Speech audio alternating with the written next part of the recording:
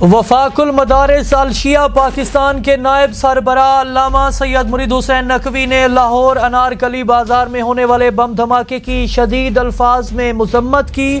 اپنے مذمتی بیان میں کہا، ملک دشمن عناصر کی کارروائیوں کو لگام دینے کے لیے سخت اقدامات کرنے ہوں گے۔ قومی سلامتی پالیسی سمیت مستقبل سے جڑے معاملے پر قومی اتفاق رائے لازم ہے۔ قائد ملت جعفریہ پاکستان علامہ سید ساجد علی نقوی نے واضح کیا ہے کہ آئین کی بالادستی، قانون کی حکمرانی اور عدلیہ کی آزادی طے شدہ امور ہیں۔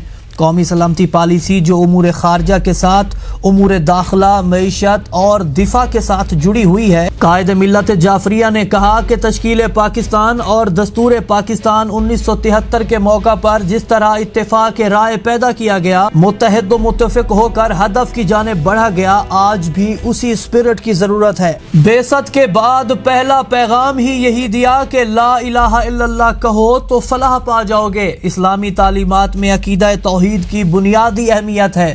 وفاق المدارس الشیعہ پاکستان کے صدر حضرت آیت اللہ حافظ سید ریاض حسین نجفی نے کہا، اسلامی تعلیمات عقیدہ توحید کی بنیادی اہمیت رکھتے ہیں، یعنی فقط خدا اور بس خدا کی اطاعت کا حکم دیا گیا ہے۔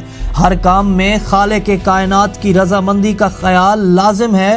تمام تر توجہات کا مرکز فقط اللہ ہونا چاہیے۔ مزید ان کا کہنا تھا کہ والدین کی اطاعت عبادت ہے۔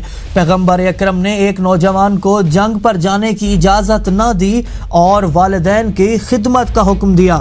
کہا، اگر والدین کافر ہوں تب بھی ان کی خدمت کا حکم ہے، البتہ جہاں خدا کی نافرمانی لازم آتی ہو ان امور میں والدین کی اطاعت نہ کی جائے۔ وفاق المدارس الشیعہ پاکستان کے جنرل سیکریٹری علامہ محمد افضل حیدری کی آیت اللہ حمید شہریاری سے ملاقات۔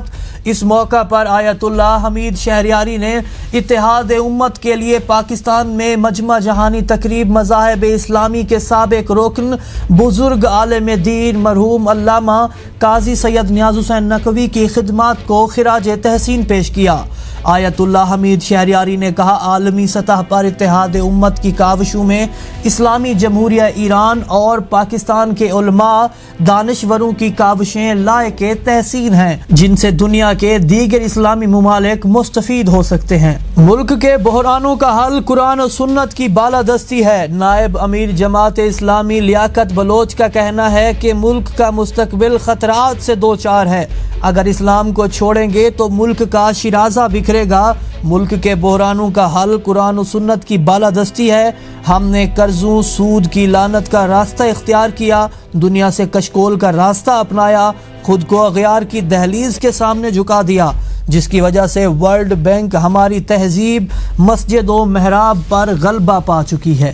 نجف اشرف میں وفاق المدارس الشیعہ پاکستان کے شعبے نے فعالیت شروع کر دی۔ رپورٹ کے مطابق وفاق المدارس الشیعہ پاکستان کی جاری کردہ اسناد وزارت تعلیم حکومت پاکستان سے منظور شدہ ہیں اور اندرون و بیرون پاکستان اعلیٰ تعلیم کے لیے بھی قبول کی جاتی ہیں۔ وفاق المدارس الشیعہ پاکستان کے زیر اہتمام ضمنی امتحانات کے نتائج کا بھی اعلان کیا گیا ہے۔ پاکستان کے ممتاز عالم دین اور سربراہ وفاق المدارس الشیعہ پاکستان کے مشیر حجت الاسلام والمسلمین علامہ سید محمد تقی نقوی کی صحت میں بہتری آنے کے بعد انہیں آبائی گھر ملتان میں منتقل کر دیا گیا ہے۔ امام خمینی ٹرسٹ کے سربراہ علامہ سید افتخار حسین نقوی نے وفاق ٹائم سے گفتگو کی۔ انہوں نے علامہ سید تقی نقوی کے لیے دعا کرنے والے تمام مومنین کا شکریہ ادا کیا اور مزید ان کی صحت و سلامتی اور طول عمر کے لیے دعا کی اپیل کی۔